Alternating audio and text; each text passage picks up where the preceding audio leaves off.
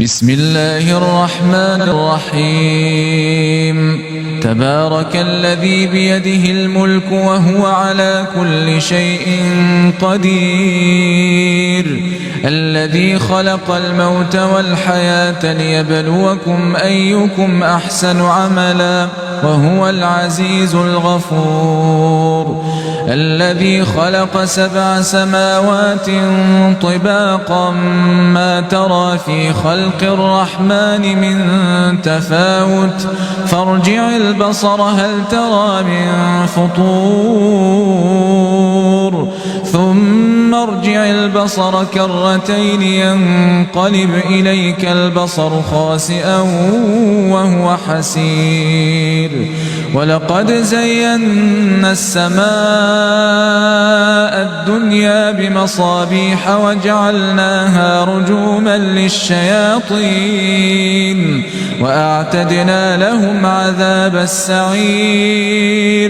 وللذين كفروا بربهم عذاب جهنم وبئس المصير إذا ألقوا فيها سمعوا لها شهيقا وهي تفور تكاد تميز من الغيظ كلما ألقي فيها فوج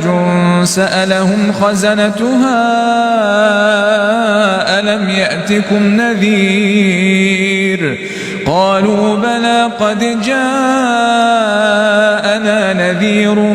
فكذبنا وقلنا ما نزل الله من شيء إن أنتم إلا في ضلال كبير وقالوا لو كنا نسمع أو نعقل ما كنا في أصحاب السعير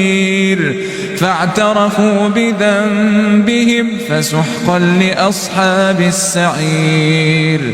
إن الذين يخشون ربهم بالغيب لهم مغفرة وأجر كبير وأسروا قولكم أو اجهروا به إنه عليم بذات الصدور ألا يعلم من خلق وهو اللطيف الخبير.